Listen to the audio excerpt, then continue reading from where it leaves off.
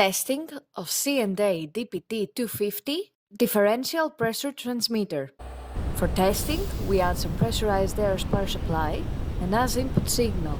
By manipulating the input signal, we can see the output of the transmitter on the water column.